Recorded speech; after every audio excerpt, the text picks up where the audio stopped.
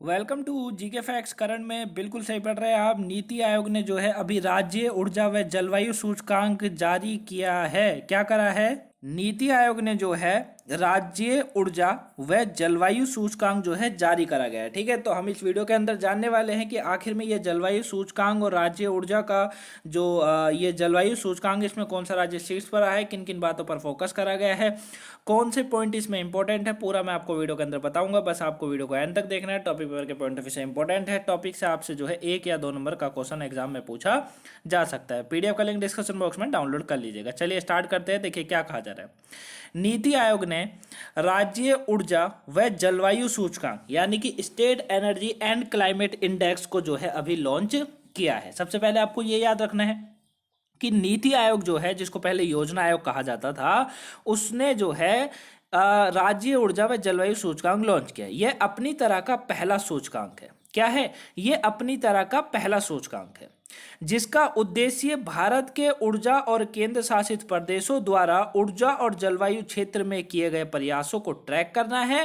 साथ में स्वच्छ ऊर्जा परिवर्तन और जलवायु परिवर्तन के संबंध में देश के लक्ष्यों को ध्यान में रखते हुए इस सूचकांक के मापदंडों को तैयार किया गया है। अब यहां पर समझिए, थोड़ा सा लंबा हो गया लेकिन मैं एक एक पॉइंट में समझाता हूं।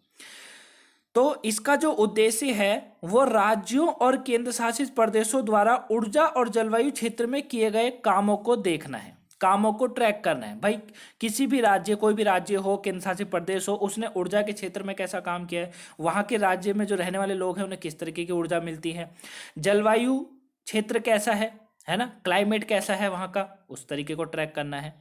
साथ में स्वच्छ ऊर्जा परिवर्तन और जलवायु परिवर्तन के संबंध में भी देश के लक्ष्यों को ध्यान में रखते हुए जो देश चाहता है, यानी कि स्वच्छ ऊर्जा परिवर्तन चाहता है, जलवायु परिवर्तन चाहता है, तो इसके संबंध में देश के लक्ष्यों को ध्यान में रखा गया है इनके द्वारा, और इस सूचकांक के मापदंडों को जो है तैयार करा गया है। ठीक है ना, यानी कि जो रैंक करा गया है ना, राज्यों को जो रैंक मिला है वो इसी के बिहाफ पर मिला है। समझ गए ना आप यहां तक समझे? नहीं समझे? तभी आगे रैंक समझ आएगी आपको, तो ये समझ लीजिएगा।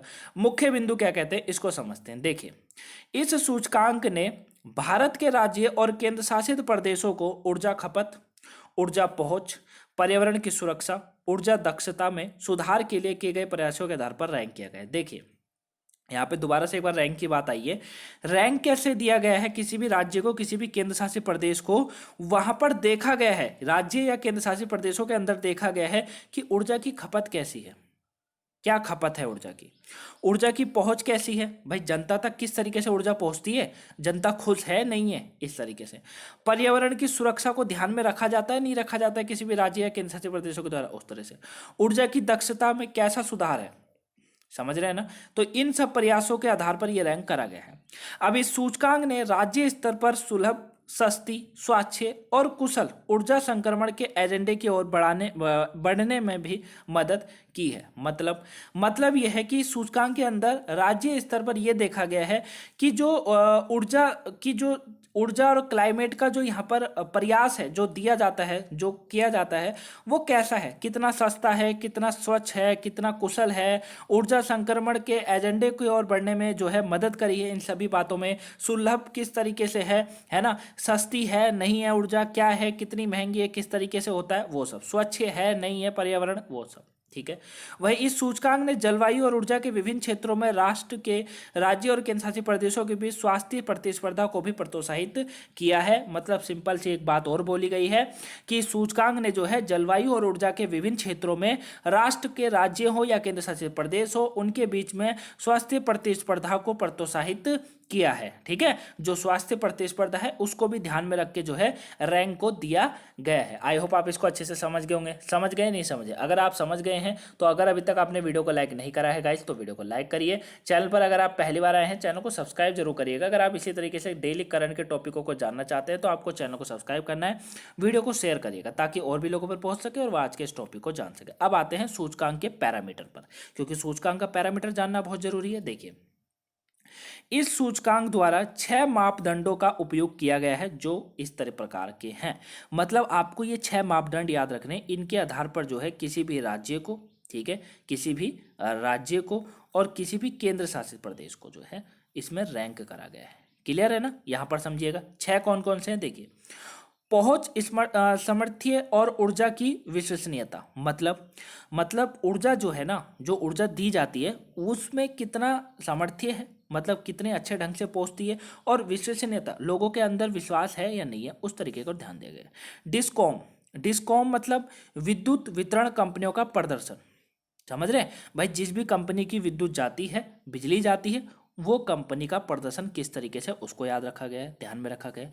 ऊर्जा की दक्षता कैसी है, इसको ध्यान में रखा गया है। स्वच्छ ऊर्जा पहल के तहत कैसा काम किया जा रहा है, उसको ध्यान में रखा गया है। नई पहल क्या है, और पर्यावरण स्थिरता, यानी कि पर्यावरण में सुधार है नहीं है, पर्यावरण का ध्यान रखा जाता है नहीं रखा जाता है, उस तरीके से। तो ये 6 मापदंड है जिनके आधार पर जो है इस सूचकांक को तैयार करा गया है। आई होप आप यहाँ तक समझ गए होंगे कि ये सूचकांक कैसे जारी हुई है, किस तरीके से जारी हुई है। अब हम रैंक समझ लेते हैं, किस राज्य को कौन कौन सी रैंक मिली है। उससे पहले भी देखिए एक बात और कही गई कि इन मापदंडों के आगे 27 सांकेतिकों के में जो है विभाजित किया गया है। SECI राउंड 1 के समग्र स्कोर के आधार पर देश के राज्यों और केंद्र शासित प्रदेशों को भौगोलिक अंतर और आकार के आधार पर छोटे राज्य, बड़े राज्य और केंद्र शासित प्रदेशों के रूप में रैंक किया गया है। राज्य और केंद्र शासित प्रदेशों को 3 समूह, यानी कि अचीव्स, फ्रंट रनर और ये जो है आपका एस्पिरेंटर्स में वर्गीकृत किया गया है। ठीक है, क्लियर है ना। तो अचीवर्स, फ्रंट रनर और एस्पिरेंटर्स जो है इसके आधार पर इन्हें वर्गीकृत किया गया है। देखो 3 को समझाता हूं मैं आपको। अब हम रैंक को समझ लेते हैं। बड़े राज्यों में शीर्ष 3 राज्य हैं माफ कीजिएगा, बड़े राज्यों में 3 राज्य हैं, गुजरात, केरल, पंजाब। गुजरात, केरल, पंजाब, इन्होंने, आप ये कहिएगा कि इन तीनों राज्यों ने इस नीति आयोग की ऊर्जा व जलवायु सूचकांक में शीर्ष स्थान हासिल करा है। बड़े राज्यों के तहत कौन से हैं, गुजरात, केरल और पंजाब राज्य। ठीक है, यानी कि यहाँ पर व्यवस्था उसकी काफी अच्छी है ऊर्जा की और पर्यावरण की। छोटे राज्यों में शीर्ष 3 राज्य, गोवा, त्रिपुरा, मणिपुर। इन तीनों राज्यों ने बहुत बेहतरीन प्रदर्शन करा है इस नई ऊर्जा में, जो नीति आयोग के द्वारा ये ऊर्जा सूचकांक जारी करा गया था इसमें। ठीक है, तीनों राज्य छोटे याद रखिएगा। केंद्र शासित प्रदेशों में बात करें, चंडीगढ़, दिल्ली, दमन दीव, दादर और नगर हवेली जो है, इन्होंने काफी अच्छा प्रदर्शन देखने को मिला है। ठीक है ना, तो मैंने आपको तीनों बता दिए। बड़े राज्यों में गुजरात, केरल, पंजाब, छोटे राज्यों में गोवा, त्रिपुरा, मणिपुर और केंद्र शासित प्रदेशों में चंडीगढ़, दिल्ली, दमन व दीव, दादर और नगर हवेली। क्लियर। बड़े राज्य और असंतोषजनक प्रदर्शन देखें, बड़े राज्यों में और बात करें जिन्होंने बेकार प्रदर्शन करा है, उसमें मध्य प्रदेश, छत्तीसगढ़, झारखंड जैसे राज्यों को इस सूचकांक में सबसे नीचे रखा गया है। क्लियर है, तो ये पूरा टॉपिक था गाइस। आई होप आप इसको अच्छे से समझ गए होंगे। अगर इसके बाद भी कोई डाउट होता है कमेंट बॉक्स में कमेंट करके जरूर पूछेगा, वहाँ आपको आंसर मिल जाएगा। PDF का लिंक डिस्क्रिप्शन बॉक्स में डाउनलोड कर लीजिएगा। वीडियो को लाइक नहीं करा है तो अब आपको अपना काम करना है, वीडियो को लाइक करिएगा, चैनल को सब्सक्राइब करिएगा, वीडियो को शेयर करिएगा। मिलेंगे नेक्स्ट वीडियो में, तब तक के लिए thank you for watching guys, have a nice day, thanks for watching. और हाँ, 9K स्टडी वाले चैनल को सब्सक्राइब कर लीजिएगा, वहाँ पर भी आपको टॉपिक जो है करंट से ही मिलता है। Thank you for watching.